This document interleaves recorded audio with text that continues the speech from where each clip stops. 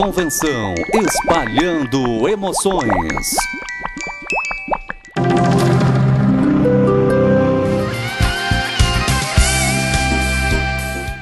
Estamos começando o programa Diálogos e hoje nós estamos no Espaço Fábrica, na antiga Fábrica São Luís. E hoje nós temos um sotaque bem nordestino, vamos comer uma buchada de bode junto com Pingo de Fortaleza. Pingo de Fortaleza, um cantor, compositor, escreveu músicas maravilhosas. Eu conheci o Pingo em 1993, quando fui para Canudos, na comemoração dos 100 anos de Canudos. E hoje nós vamos ver um pouco da cultura nordestina aqui em Itu, para toda a região.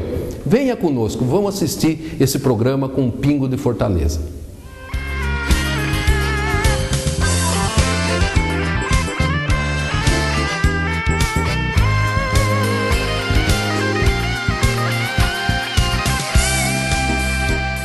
Acompanhe comigo mais este Diálogos.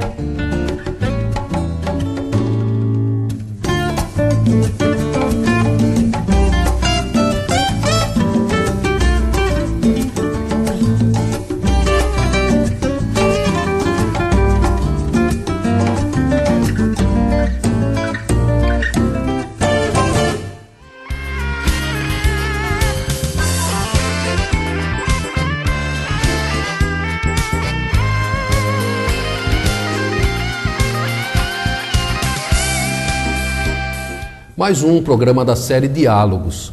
Hoje nós conversaremos com Pingo de Fortaleza.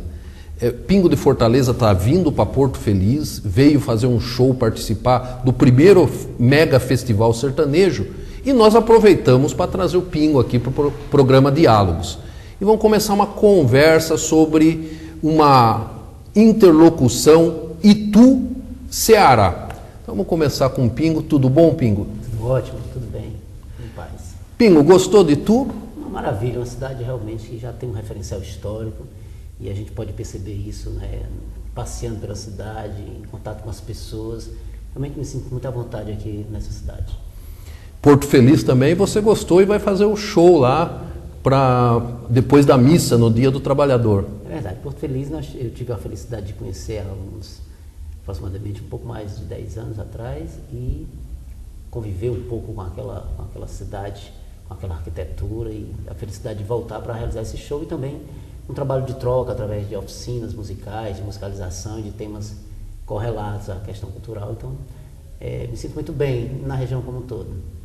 Nós nos conhecemos em 1993, quando fez 100 anos do início do Arraial de Canudos, né? É verdade, eu tive a felicidade de conhecê-lo por ocasião desse evento, do qual eu tomava parte anualmente. Na realidade, esse momento lá começou em 83, numa celebração que nós chamamos de primeira celebração pelos mártires de Canudos, que era uma iniciativa de lembrar Canudos, de discutir a temática de Canudos, fazer uma relação dessa temática com a questão da terra. E eu tinha, na ocasião, em 86, na terceira missa, realizado um disco com essa temática de Canudos. E daí fui convidado e comecei a ir à missa de Canudos. Todos os anos eu fazia questão de ir de Fortaleza para participar desse evento. Em 93 estivemos juntos num evento já maior, né, porque tratava-se do centenário, inclusive com a presença de Pedro Casadalo e outras pessoas importantes para a nossa formação cultural e política, inclusive. Eu fazia parte de um grupo de defesa de direitos humanos chamado Solidariedade Popular. Então nós fomos solidarizar.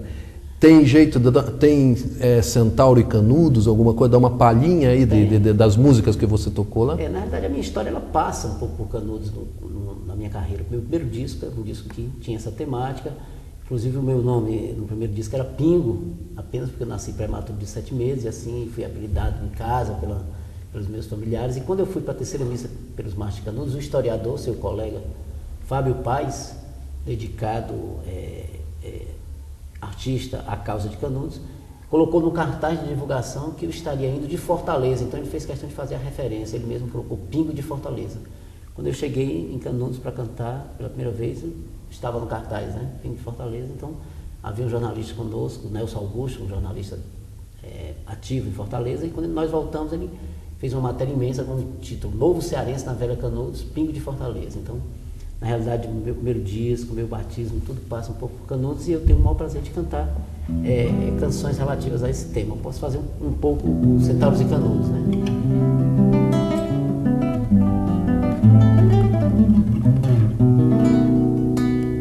Na terra ficou risco, de talhe foi-se cangaço, curisco ficou arisco, a história apressou o passo quando o povo ergueu Canudos com a força que tem o braço. Algo de novo nascia pelo canto dos espaços, centauros do apocalipse. No mundo houve um eclipse, mas logo se alumiou quando surgiu Antônio Conselheiro com fogo pelo sertão inteiro, com um chumbo grosso nas armas e a promessa de libertar os brasileiros. Veredas nesse sertão onde o povo luta e farreia, nas águas dos Araguaias, Canudos é lua cheia. O meu Antônio Conselheiro, que mora no pé da serra, olha o som da punheta e olha a pancada da caixa de guerra. A estrela d'alva é bonita quando vem rompendo a aurora. Os passarinhos ficam tristes, ai ai, e as aves no canto choram. Vou ter que voltar para Canudos, morrer de saudade daquela aventura que foi andar naquela multidão, encontrar Pedro Casaldálida. Foi um momento especial, um momento que praticamente mudou minha vida, né? Tanto que acabei escrevendo um livro de poesia chamado Palavras do Sertão, né? E foi um momento muito especial. E qual é a sua relação hoje com Canudos? Você continua conselheirista, Pingo? Eu continuo, na minha essência eu continuo, porque na realidade essa temática nós podemos enxergar em Canudos um ideário, né, de comunidade, e esse ideário depois do fato real sendo recriado através de várias obras artísticas, passando pelos sertões, que nós podemos considerar um dos maiores clássicos da literatura brasileira, né, até o seu livro de poesia, dezenas de canções, filmes. Então esse movimento épico brasileiro, ele nos inspira no cotidiano, e também é referência para mim, é referência de ideário, ainda é uma referência de ideário, embora eu esteja cantando outras coisas, fazendo outros discos, mas sempre eu sou movido a voltar a esse tema como sou hoje, através dessa amizade com você, através da minha relação com a região, com as pessoas que até hoje se comunicam comigo com referência a Canudos. Então, eu nunca deixei Canudos, da mesma forma que eu nunca deixei o maracatu, nunca deixei a música instrumental. Eu vou acumulando essas referências. Você fez uma trilha sonora para um filme sobre Canudos, né, Conselheiro? Foi, na verdade eu tinha feito uma peça, tinha feito o disco, e o ator José Dumont, paraibano José Dumont, estava com um projeto com o outro ator Ricardo Guilherme, em direção de B de Paiva, fazendo um trabalho sobre essa temática. E ao escutarem meu LP na época, eles acharam que as músicas se encaixavam num roteiro da peça. Então eu fui convidado e fiz a trilha ao vivo. Nesse trabalho nós viajamos várias capitais e pude conviver com o Zé Dumont, que é uma referência também na área do teatro brasileiro, um grande ator. E também um ator comprometido com essas causas, com as causas, né, da região, especificamente da região Nordeste. Tinha feito O Homem que Virou Suco, que também foi um filme de muita repercussão para todos nós, porque naquela época ainda se questionar determinadas conjunturas era algo difícil, novo, né, e desafiador. Então eu fiz essa peça e viajei. Depois também fui ao Centenário de Canudos, já em 97, na Alemanha, na Universidade de Colômbia, fazer um espetáculo de Colônia, na cidade de Colônia, perdão, fazer um espetáculo específico sobre Canudos, aí com alguns depoimentos de um filme do Antônio Olavo, que tem algumas músicas minhas lá também.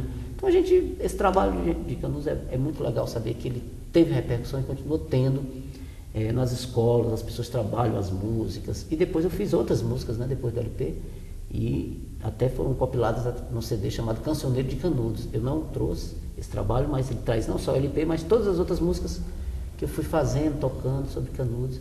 Então é um tema que sempre eu sou levado a refletir e me faz bem. E também você trabalha a questão do cangaço e a questão Padre Cícero, essas questões, o Caldeirão, né? Tem uma série de... Até tem aquele menino chamado Cariri, né? Rosenberg Cariri, que não sei se tem ou tinha uma revista a respeito do assunto, né? O Rosenberg hoje é um dos cineastas reconhecidos no Brasil, fez agora um excelente trabalho chamado Ave Patativa, um longa-metragem que conta a história do Patativa, da Saré, porque ele conviveu com o Patativa durante 30 anos e registrou essa convivência. Você conheceu o Patativa? Conheci e tenho um maior prazer de ter tido a convivência com ele. Ganhei uma quadrinha dele, né, brincando, um dia ele chegou e disse, Patativa, alguma coisa, ele disse, pingo de noite e de dia, com a sua inspiração, vive a pingar melodia ao som do seu violão. E eu fui guardando essa quadrinha e tal, e quando ele já estava um pouco adoentado, eu tinha um professor na época na universidade, o professor Gilmar de Carvalho, fazendo um trabalho contínuo com ele, e eu fiz questão de fazer um poema para ele.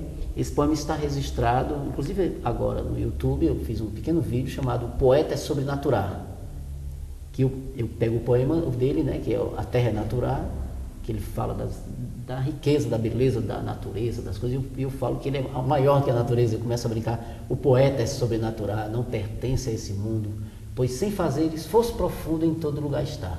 Acima do sol, sua rima consegue limar. E começa a trabalhar os elementos que ele trabalhou na Terra Natural e pude retribuir esse carinho dele com esse poema, que foi lido para ele já um pouco adoentado.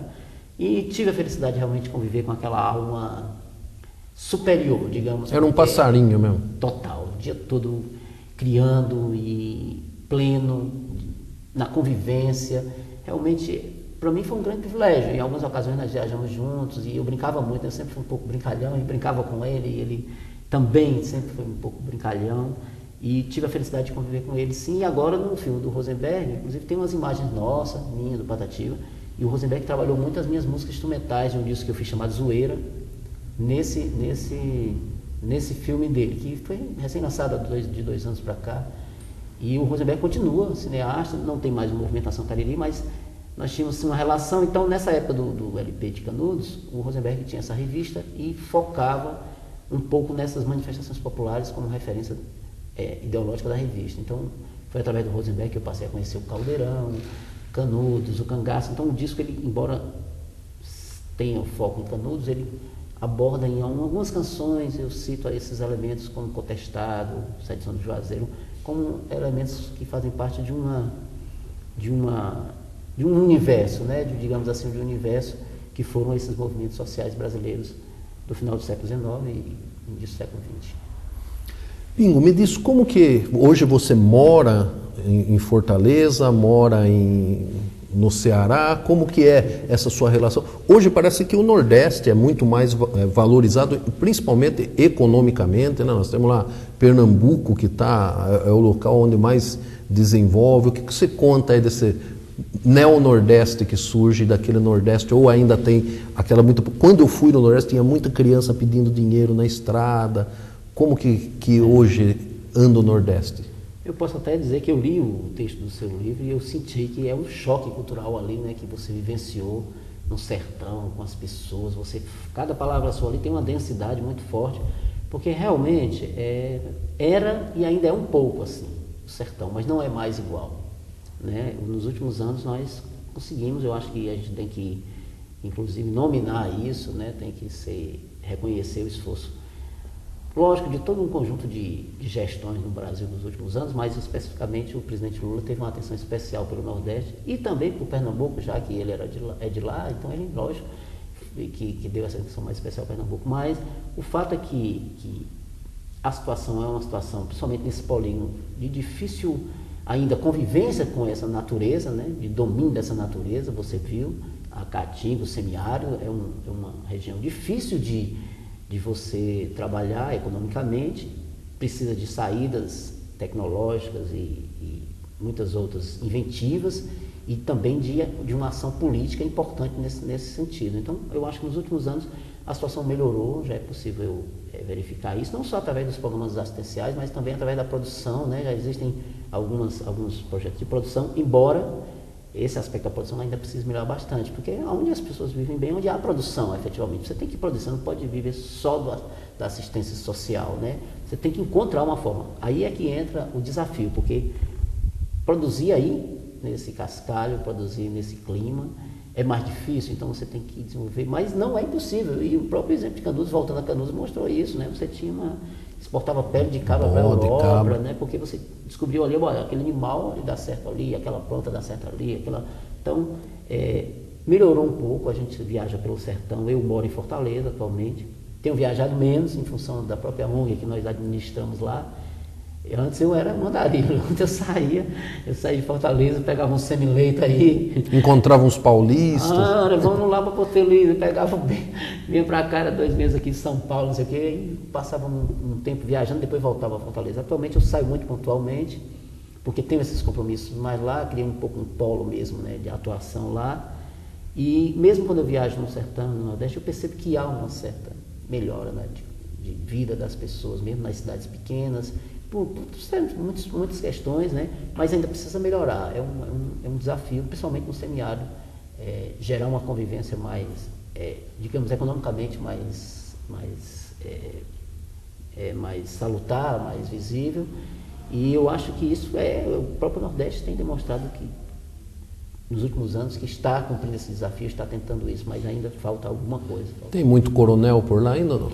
Ainda tem. Você sabe que a política, infelizmente, ela atua diferentes pessoas, né? Pessoas bem intencionadas, que fazem um trabalho sério, que são comprometidas, e pessoas que veem ali uma forma sempre de acumular poder econômico, né? E às vezes só o político, mas que normalmente não é só o político, é o econômico, né, junto. Então existem mais menos. Eles estão às vezes só em alguns, não é mais um coronelismo geral, eles são em pequenos focos, né? Pequenas regiões, aí tem aquele outro. E aí, não é a política do coronel. Mas tem ainda os coriscos e os lampiões? Sempre tem, né? O movimento. Embora ultimamente até vi na imprensa uma relação tão assim, que eu achei ruim, porque era associando o Novo Cangaço a uns grupos de assaltantes de bancos, sabe, das regiões. Então, o cangaço tinha suas contradições, você como historiador sabe disso, não era um movimento eminentemente de uma vertente só. Agora, ele pergunta qual o movimento que não tem contradição, né? Muitos trazem essa contradição na sua essência, mas o cangaço tinha essas contradições, mas não tinha esse caráter de um banditismo, né, aberto, né, declarado, como esse que foi comparado. Então, tirando essa comparação, que eu não... Era mais um banditismo social. Era uma reação, né? Uma certa reação, que havia nessa reação alguns atos de banditismo. Isso aí a gente não pode negar, né? Na forma como a reação se dava, né?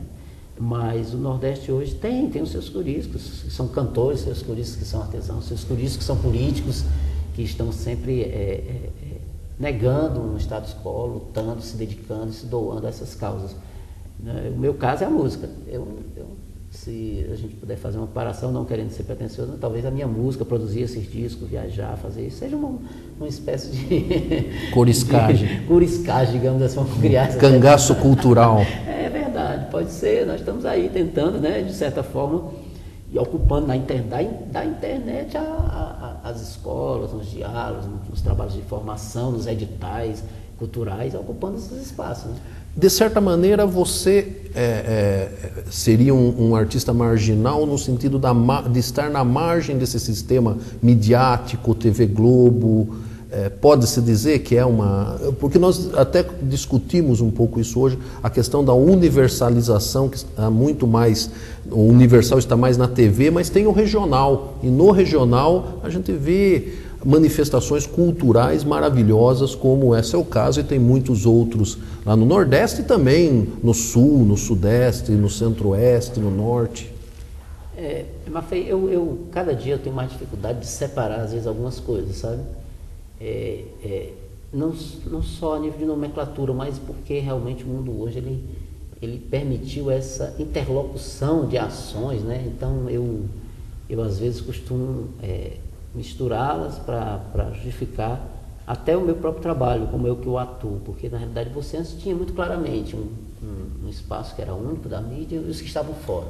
Hoje você tem mídias diferentes, né? Diversas mídias, então as pessoas estão em diversas mídias. Mas o mercado ainda regional, não... o mercado ele vai sempre se apropriar daquilo que ele acha que é mais propício ao seu interesse, que é o lucro. Nós vivemos numa sociedade realmente que é pautada pelo capital, que gera, por sua vez, um lucro, a mais-valia, e quando a arte passa a pertencer a esse mercado, ela vai ter que gerar esse lucro. Então, as empresas, elas procuram produtos que são mais acessíveis.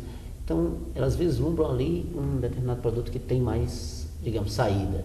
Então, elas investem naquele produto. Outros produtos continuam existindo, continuam atuando, mas de forma fora dessa grande indústria, que hoje, inclusive, essa grande indústria tem problemas porque existem muitos canais de comunicação, foram criados. Um programa desse, por exemplo, né? Eu estou super feliz porque estou aqui falando para milhares de pessoas, meus vídeos estão na internet para milhares de pessoas, meu CD pode ser baixável na internet amanhã, sem uma comunicação direta com ninguém.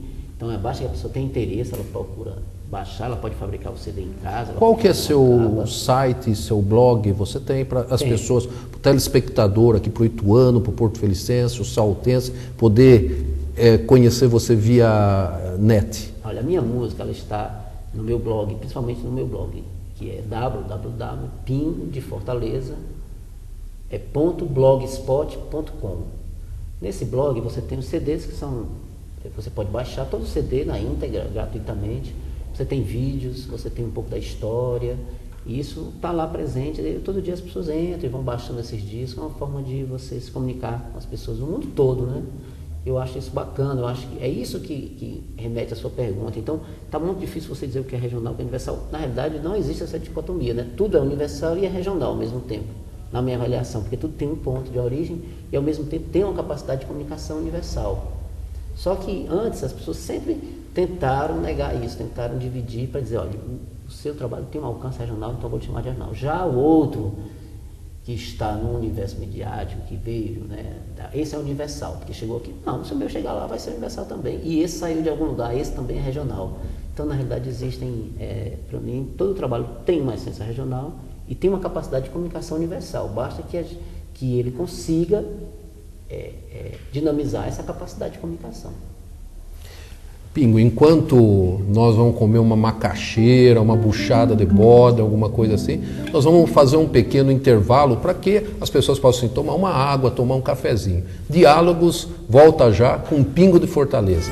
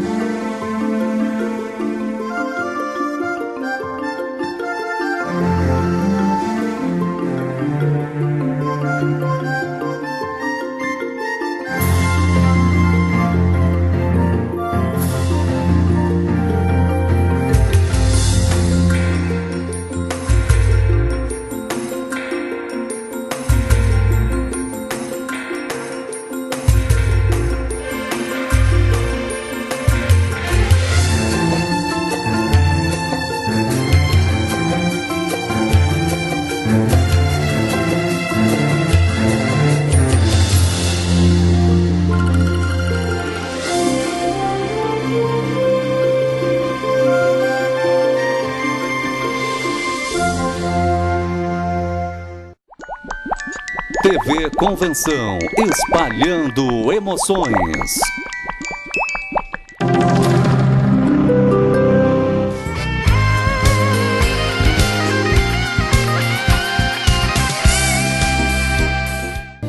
Então, começando o segundo bloco do programa Diálogos. Hoje nós estamos com uma figura muito especial que está visitando Porto Feliz, está visitando Itu. E nós hoje estamos conversando com um pingo de Fortaleza. E eu estava exatamente no momento perguntando como que era a sua descendência. Você é descendente indígena, Pingo?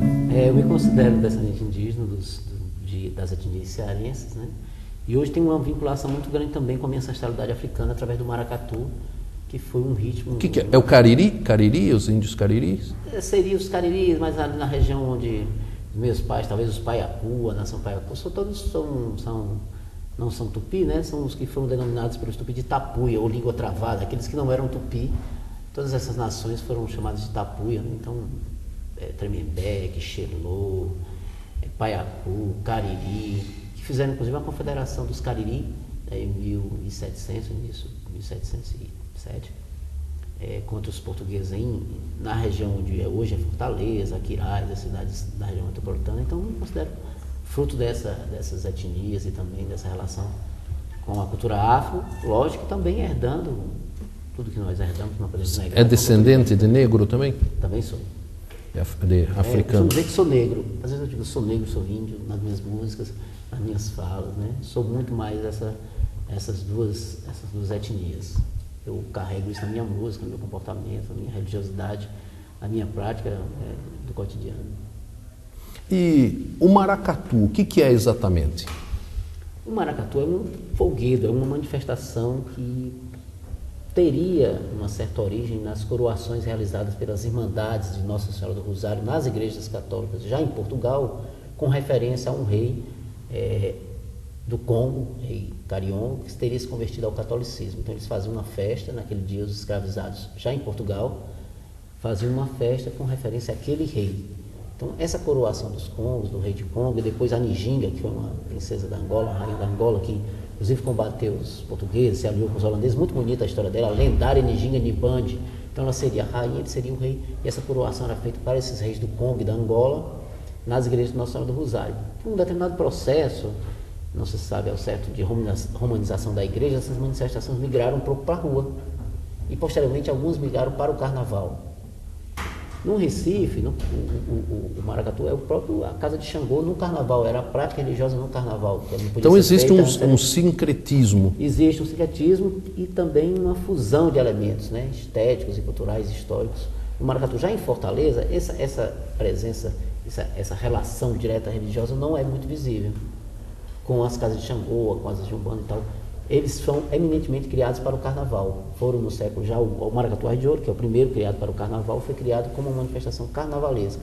Só que os elementos continuam, os elementos, né? É um enredo único de coroação de uma rainha. Então, nesse cortejo de coroação, teria uma calunga, que é uma boneca, que teria fazer uma referência, talvez faça uma referência aos ancestrais africanos, tem os lampiões, tem um balaíro que leva as frutas, que representa a fertilidade, tem os reis, as princesas, os índios. Então, e o maracatu de Fortaleza que foi agregando elementos, né? Como toda cultura dinâmica, ele foi agregando elementos, alas. Hoje ele é quase, a gente pode assim, dizer que ele é uma espécie de escola de samba, não uma escola de samba porque tem um enredo único, mas ele tem esses elementos, tem alas, e inclusive a planta baixa dele é um retângulo, ele tem uma musicalidade própria, tambores, um ferro feito de mola bem acentuado, grave bem acentuado, e tem vários ritmos, né? Um mais tradicional, que se consolidou nos últimos 30 anos, que é o que o Pavão Misterioso, a música do Ednardo Pavão Misterioso traduz, né? Que é aquele... Eu fiz várias canções nesse andamento. Você tem algum maracatu para cantar pra gente? Eu tenho muitos. Maracatu eu tenho feito nos últimos 30 anos. Canto no mais antigo, no carnaval, cantei durante 10 anos no Carnaval de Rua, no Maracatu de Ouro. E hoje faço um trabalho no Maracatu Solar, que é um programa de formação da ONG Solar. Então, desde um maracatu, como por exemplo Maculelê, né? Que tem... Maculelê já é questão escravo. Já Maculelê ele faz uma referência a Palmares, né? Então ele tem, um batuque zumbi, é Xangô quilombola, é rasteira que rola na areia com gata, nago, num bater do tantã. Chapanã sai das trevas, são os filhos da terra, é a dança da guerra. Maculelê, no jogo do meu ifá, as linhas do meu axé, nas loas de Oxalá, renasce o Baluaê. Maculelê, o Baluaê, Ganga Zumba gerou os guerreiros da Angola, tantos guetos afora, candeia a luta, caô, caô, caô, caô, salve ao Panigé. Xaxará vence as feras no cortejo das eras, o destino se altera. Babalaô. Esse então é o maracatu. E como que é? Desfila o som do... Aí vai sobre o desfile desse ritmo solene, que esse é um ritmo solene de coroação. No meu trabalho eu estou defendendo que esse é um dos ritmos, e esse é o ritmo que a gente chama solene. O cortejo vai desfilando. Todo ano a gente cria uma música para cada maracatu, todo ano cria uma música para o carnaval. Então essa música foi tema do Ar de Ouro em 2002, se eu não me engano.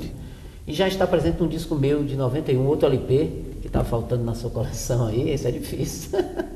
Vou baixar pela internet. Esse aqui você sabe que às vezes a gente acha na internet sendo vendido aí. E o livro? Você escreveu o livro Maracatu As de Ouro. Esse maracatu é o maracatu em atividade em Fortaleza mais antigo, e também o maracatu mais antigo criado para o carnaval. Porque dos outros do final do século XIX, ele foi criado em 1936. Dos outros que eu cito no livro, criados no final do século XIX, a gente não tem registro e não sabe ao certo de onde esses grupos vinham, sabe dos bairros, mas não sabe qual é a relação desses grupos, se tinha relação com religiosidade, se não tinha, se era só do carnaval, se era do Congo. Porque contando aquela história, de certa forma, o maracatu é o rei do Congo, a coroação do Congo na avenida. É como se fosse migrasse, saísse da igreja, saísse daqui. Lógico que não é uma coisa linear. Você, como um grande historiador, sabe disso. A história não é algo linear. Uma coisa não se transforma só na outra. Ela se transforma na outra porque se juntou a outras, porque recebeu outros elementos, outras influências. Então, de certa forma, pode-se lembrar dessa coroação do maracatu, pode ser lembrado como uma referência às coroações do Congo que eram feitas nas Irmandades de Nossa Senhora do Rosário, dos homens pretos. Em várias cidades do Brasil tiveram essas irmandades, e em várias cidades essas coroações viraram congada num lugar, afoxé no outro. Que você fala aqui que tem aloas? O que é aloas? A loa, né? A loa na realidade, antes essas músicas se chamavam as macumbas do maracatu, mas de um tempo para cá, inspirado no maracatu pernambucano, essas músicas foram chamadas de loa, de louvação. Então, cada loa é uma música específica de maracatu. Por exemplo, o maculelê é uma loa. Então ele é uma loa de maracatu, e aí eu tenho um disco só de loas que foram feitas para esses grupos, né?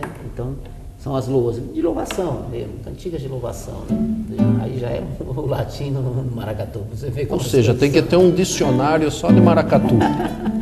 A gente vai aprendendo, e essas coisas é canção, é tema, canção mesmo, só que a gente chama de... Eu vi o nome de algumas pessoas muito interessantes aqui no seu livro, né? Zé Balaio, José Rainha. Eu vi aqui algumas coisas, o cego tal, tem muito ceguinho, parece, na história, né? E aí, voltando à sua área aqui, né? Só lembrando, tem uma música aqui chamada... Inclusive essa foto sua aqui com todo engraxado aqui é muito... É porque o maracatu cearense, os grupos... De 15 grupos atuantes na cidade, 14 grupos usam negrume, a pintura no rosto. O que é? Passa graxa mesmo? Passa uma tinta feita, inicialmente os mais antigos faziam com fuligem de lamparina, com vaselina e outros mais. Agora mais modernos. Isso para significar mesmo. O quê? O escravo, o negro? Na verdade, o negro. Na verdade, essa argumentação dos grupos é no sentido de fortalecer essa identidade da manifestação com a africanidade. Existem 3 defesas aí. A primeira é essa, a segunda seria de que até meados da década de 60, o Carnaval de Rua de Fortaleza era algo que as pessoas também se escondiam em participar. Então era uma forma também de se esconder, né, no maracatu, que era algo num carnaval, e principalmente os homens fantasiados de mulheres, porque a tradição era essa, né, desfilar só homens. E a outra versão é que é apenas uma máscara estética de passagem, no ritual. Nós do Solar, do Maracatu Solar, nós concebemos como máscara estética, tanto que a gente tirou essa máscara estética, né? O Solar é o único que não usa o negrume. Agora, voltando para essa questão dessa loa, olha, em 2000 eu fiz uma loa que você vai gostar muito, chamada Outros 500. Eu li sobre isso. Foi exatamente uma loa que era, enquanto estava todo mundo comemorando as coisas dos 500 anos, a gente vai saber, ecoa, a loa do Maracatu, ecoa, ecoa, a loa do Maracatu. As de ouro entrou na avenida, são outros 500. Outros ventos mostrando a história desse nosso chão, que a ciência comprova que já existia há milhões de anos, com sua gente feliz a colher os seus frutos com a palma da mão. Ecoa a loa do Maracatu, ecoa, ecoa a loa do Maracatu. Mas há 500 anos atrás, aqui chegou pelo mar outra gente, falando outra língua, pregando outro Deus pregado na cruz. Aí começa a falar dessa história da chegada dos portugueses e tal. E depois fala das lutas, né? Cito Canudo, Ciro Vale, está nesse disco Maracatuará. Foi uma música que eu fiz para esse momento, para o Ars de Ouro. Eu li em algum lugar aqui do seu livro que você fala que o maracatu é a chance do pobre virar rei, do homem virar mulher, e tem uma parte lá que você fala do rico, quando parece que é o rico vira pobre, o rico acaba não vindo. É isso mesmo? Na verdade é o seguinte, essas manifestações, não por acaso, elas migraram para o carnaval. O carnaval é o espaço da cultura brasileira, do lúdico brasileiro, onde tudo é possível. Na verdade, na sua essência, como a própria religião católica se, digamos, otimizou, vamos dizer assim, teve, né, quando a religião católica otimizou as festas no carnaval e colocou antes da quaresma, mas ela colocou nesse sentido também, né? Inclusive carnaval é carne, vale, né? Vale a carne também. Vale ali naquele momento, vale tudo, né? Come carne, faz tudo, tal. Depois você vai se purificar. Então, de certa forma, isso estimulou a que todas essas manifestações brasileiras, não, de certa forma, não permitidas ou de certa forma, às vezes, incomodadas em algum lugar, migrassem para o carnaval. Então, é esse espaço, e o Maracatu está nesse espaço por isso, por essa liberdade. Então, é uma liberdade onde você se pinta, onde você tira a roupa, onde você veste a roupa, onde você se transforma em outra figura, onde você dança, onde você se iguala ali entre todos num bloco, numa certa agremiação carnavalesca, ou mesmo fora dela, onde você dança o ritmo que você lhe convém, onde você assume, às vezes, naquele momento, sua sexualidade que você não assume em outro momento. Então, o Maracatu é um pouco isso, é uma afirmação de identidade, de ancestralidade, e no carnaval ele conseguiu esse espaço, principalmente no Nordeste, nas regiões, como uma afirmação, inclusive, aí eu vou fazer novamente um parênteses, os mais antigos em Recife, como uma afirmação, inclusive, até religiosa, porque eles fazem, até hoje, esses mais antigos pertencem e fazem, eles são uma casa de Xangô, na verdade, eles têm uma religiosidade muito forte e vão para o carnaval fazendo obrigações e tudo que eles fazem na casa, né? Então, é isso, e eu acho que quando eu falo ao seu Zé Rainha, isso aí é um nome interessante, porque o Zé Rainha é a rainha mais antiga do Maracatu cearense, agora não está mais em atividade, esse ano foi homenageado no carnaval, um homem do povo simples que se transforma vivo em ainda o Zé Rainha? Mas durante vários anos. O Zé Balaio faleceu. É Juca do Balaio, mestre Juca do Balaio. Mestre Juca do Balaio, dança teu maracatu. Mestre Juca do Balaio, dança teu maracatu.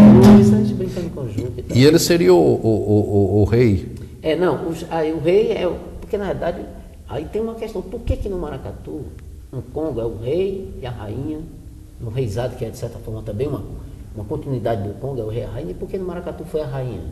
Porque não, o rei não tem realeza, na verdade a rainha é a figura principal. Matriarcado. Total, aí as pessoas vão dizer que é a referência ao matriarcado africano e tal, vão fazer várias referências, porque na verdade essa figura principal do maracatu é a rainha. O Juca, ele era um balaieiro. Um balaieiro é uma figura que leva um balaio de frutas e representa um pouco a fertilidade, já é um elemento que faz parte do cortejo, né? Barbudão. Ele tinha uma característica bem peculiar, né? Sua figura bem legal. E ele, no Ceará, tem algumas iniciativas culturais interessantes, de políticas públicas, né? Foi criado um título de mestre da cultura. Eu acho que agora até o Ministério vai adotar um pouco isso. Mestre da cultura. Então, o que é o mestre da cultura? É um reconhecimento do Estado a uma pessoa que detém um determinado saber E há um edital de seleção dessas pessoas e eles são considerados mestres da cultura, recebem uma diplomação e passavam a receber uma quantia X por mês. E o mestre Juca foi na primeira escolha a gente passou a chamá-lo de mestre Juca, né? Também, após essa regularização, ele foi escolhido um dos mestres da cultura. E foi diplomado e passou durante uns anos, os últimos anos dele, recebeu uma ajuda de custo do Estado. Então é a figura emblemática para a gente. Então, e além do maracatu, as coisas do Ceará, parece que você já brilhou lá para o lado das Europa também, né? Parece que você teve na Suécia, inclusive na Dinamarca, onde o sol, as pessoas ficavam deprimidas, né? Polo Norte sueco. Essa história é bem interessante, porque eu fui numa temporada fazer uns espetáculos na Suécia. Cheguei até o Polo Norte sueco lá, e o sol se pondo 1 hora da tarde, me disseram que as pessoas estavam deprimidas e que a neve não tinha chegado ainda. Então aquele choque cultural daquele Ceará, porque ali é o seguinte, todo dia o solzinho está ali entre 5h30, 5h35, e vai se pôr entre 5 e 5h35, a variação é mínima, ninguém nem se preocupa com ele, que ele está sempre lá. E lá o povo vai desaparecer, vai passar 3 meses sem ele, tem neve, o povo está deprimido, e passa 3 meses com o sol girando e 3 meses sem o sol. E aquilo ali foi um choque mesmo, aquela coisa. Mesmo que você sentiu em Canudos, eu senti lá. E eu viajando no carro, subindo lá para o norte, eu disse, rapaz, esse negócio é doido, né? Um pouco preocupado com o sol, a gente lá naquele sol. Aí eu fiz uma canção simples, procurando falar do sol interior, e fiz uma versão em sueco para cantar em sueco, né? Essa versão lá falando de um sol que seria o sol de dentro, para dar aquela força, né? Já que o povo estava deprimido. Só que depois de 3 meses eu que estava deprimido era eu, né? Só canta aquela do sol, eu disse, não, agora quem está deprimido só eu quero voltar. Mas animou o povo. Animava, era assim. São muitas estações na vida, na terra quantas situações, nem sempre tudo está a nos favorecer, mas o dia pode ser o que se quer. O sol está nos olhos de quem brilha, o céu está nos olhos de quem vê no sol a poesia da alegria de viver. Aí, Suleidina Egonerdon Glitra. Esse sueco tem um pouco de cearense, tem um sotaque aí. Suleidina Egonerdon Sulense de Eglede de Elives Poesia. Isso era cantando lá em português e sueco. Eu posso fazer um comentário sobre essa música? Fica à vontade. Essa música é a seguinte, tem canções que a gente faz que nos dão muita alegria, né? Que vão tendo um caminho próprio. Essa depois te deu depressão. Essa lá na hora animou as pessoas, me animou, e depois, todos esses anos de lá para cá, porque ela já tem alguns anos, todo dia eu me surpreendo com uma repercussão dessa canção. Essa canção, por exemplo, uma vez chegou um rapaz do Ceará, em Fortaleza, atrás de mim lá, porque queria me conhecer, porque tinha ido para um ritual na Bolívia, em Machu Picchu, com um Xamalu, que é um guru lá, que ele tem uma comunidade que faz um ritual para o sol, que compreende o sol como uma coisa superior dentro de cada pessoa e tal. E essa minha música é hino lá. Então eles fazem um ritual único. Mas é Pingo de Fortaleza? É, lá, mas eu nunca fui lá. Essa música chegou lá através de um congresso holístico, alguém pegou o CD, levou, e eles escolheram lá. E esse rapaz estava lá fazendo uma visita. Aí na hora do ritual cantou. Se você chegar lá, vão achar que você é um deus lá ou não? É só essa música que está lá. E quando ele chegou e tal. A mesma coisa ela é usada em trabalhos de autoestima, na biodança, é usada numa a gente pode chamar de uma religião, né, que é o Santo Daime, não, é o Mundo Vegetal, que usa o ayahuasca, que tem uma relação com a natureza, eles cantam, me pediram permissão. É usado no tratamento de crianças com câncer, no canto. Eu mesmo trabalhei muito com essa canção de forma do voluntariado. E ela tem essa coisa, né, de, você acredita aí, levantar o astral. Está lá dentro, o seu sol, aí. Então é uma canção que tem essa... Todo dia, não, do sol a gente trabalha. Eu vou te contar um segredo. Sempre que eu ouço essa música, e várias vezes eu coloquei, sinceramente eu não pensava que a gente iria se encontrar novamente, né? Inclusive numa situação totalmente diferente. E ela ergue o astral também, interessante. Ela tem esse...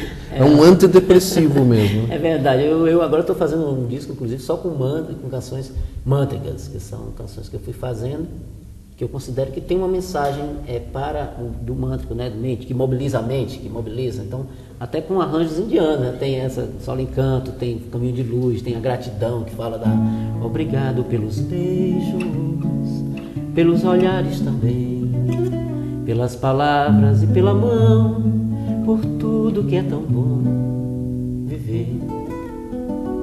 Obrigado pelo sol, pela chuva e luar, pelas estrelas também, por tudo que é tão bom de ver. E obrigado por saber que o bom é ser bom e sempre ser. Obrigado por você, obrigado, muito obrigado por viver. Bonito. E é uma coisa fundamental, é a gente agradecer, né? Todo dia de manhã agradecer. Eu acredito que você pensar positivamente, você agradecer, você fazer sua oração, sempre você está trazendo coisas boas para você, diferentemente da raiva, do pensamento negativo, mágoa, né? Da mágoa. Da mágoa, da crítica. Eu, por exemplo, até musicalmente, as pessoas às vezes se surpreendem, porque dizem, o que você acha daquele forró, daquela sertaneja, daquele pagode, não sei o que, aí esperam de mim uma resposta. Eu digo, acho ótimo. Ótimo que as pessoas estão fazendo sua verdade, estão... Cada um gosta de uma coisa. Espaço. Pois é, e tem espaço, né? E não vejo, né? O que você... Agora, já que você está falando sou muito grato por produzir tudo isso. Já que você está falando de espaço, Pingo, eu sei que você, além de cantor, compositor, arranjador lá de maracatu, comedor de buchada de bode, você também é agente cultural, ou seja, você também já foi assessor na prefeitura de Capuí, que é uma prefeitura que muito badalada, ganhou vários prêmios internacionais. Conta essa sua história no poder público também, Pingo. Não, na realidade quando eu comecei a fazer minhas músicas, eu tinha necessidade de mostrar essas canções, de concretizar os trabalhos. Então eu acabei sendo produtor dos meus discos. Ser produtor dos meus discos me ensinou, de certa forma, a ser produtor. Ser produtor me levou a atuar em algumas administrações como assessor cultural, por exemplo, estudar caminhos, mapeamentos culturais, que são catálogos que são feitos nas cidades, para depois traçar política, produzir discos nas comunidades a partir do mapeamento, produzir festivais a partir desses mapeamentos. Então eu comecei em Capuí, Quixadá, depois passei por Aquiraz, cheguei até Fortaleza no Carnaval de Rua, coordenei o Carnaval de Rua de Fortaleza durante um ano. E fui aprendendo. Depois dessa experiência toda, eu levei para a ONG, para a Solar, porque a Solar, de certa forma, faz uma política pública, né, de cultura, de arte, e eu estou sempre aprendendo com outras pessoas. Hoje você tem, realmente, a gente tem que reconhecer que nos últimos anos, a cultura no país passou a ter um espaço um pouquinho maior do que tinha. Era bem pequeno, hoje é um pouco maior, ainda é pequeno, a gente vai estar sempre dizendo, é pequeno pela importância que a gente atribui a esse segmento, mas já tem um espaço, já tem um ministério atuante, você já tem vários editais, você tem um programa Cultura Viva do Ministério que é muito bom, que é dos pontos de cultura, dos pontões. Então tudo isso é fruto do esforço de muita gente, de muitos políticos como você, de muita gente que tenta melhorar esse país, e a gente tem que reconhecer que já existem esses caminhos. E eu, como artista, às vezes eu contribuo com alguns lugares, aprendo muito, aprendo mais do que ensino, né? Porque na verdade vou pesquisar, diagnosticar, e aí acabo levando e fazendo disco disso e aprendendo mais. Aqui eu sempre dou uma mordida e uma soprada no programa Diálogos. E a mordida em você vai ser o seguinte: cadê aquele cabelo comprido, bonito do Pingo de Fortaleza, aquele cabelão, quando eu conheci? Tá aqui o cara. O que aconteceu? O que aconteceu foi o seguinte: eu fui fazer esse disco Prata 950. E que era isso, Prata 950? A partir eu ia fazer 25 anos de carreira, e você sabe que é prata, né? 25, bodas de prata e tal. Eu disse, vou fazer um disco. Aí comecei com esse negócio de bodas de prata, fui fazer uma música sobre prata. Aí descobri a Prata 950, descobri que a prata é muito difícil de ser encontrada na natureza de forma pura, que normalmente ela é misturada ao chumbo, ou ao cobre, E aí levei isso pra gente, ninguém é puro, ninguém é uma coisa só. Aí concebi um disco de baladas, né? Eu que vim do maracatu, de Canudos, do instrumental, cantando baladas pop. Então, eu não sou puro, eu não sou só maracatu, eu sou Prata 950. Eu também sou esse outro lado. E para demonstrar isso, eu cortei o cabelo mesmo, nesse disco do Prata. Tem um brinco e fiz um pouco a barba e tal. E fiz essa canção, né? Que é um pouco esse disco, né? Então nós vamos ter que fazer o seguinte, nós vamos encerrando o programa com a sua música. Infelizmente o tempo é curto e nós vamos encerrar esse programa Diálogos com o seu disco Prata 950 para mostrar que o nosso programa Diálogos também é algo diferenciado. Prata 950. Exatamente. Se for para nos depurar, temos todos um percentual de mistura que nos acrescenta.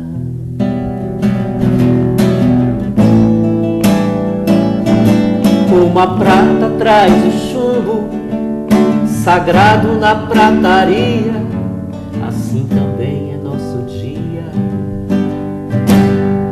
de nobres plebeiros, senhores escravos, partículas de Deus.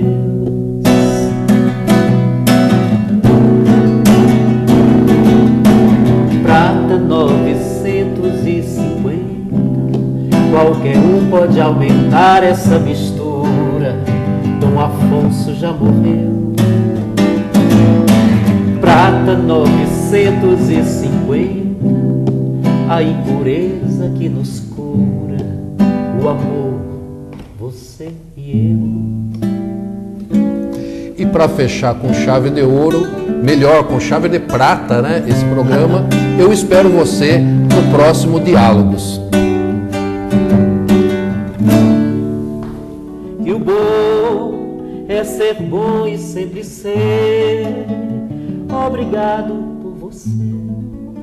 Obrigado, muito obrigado por viver.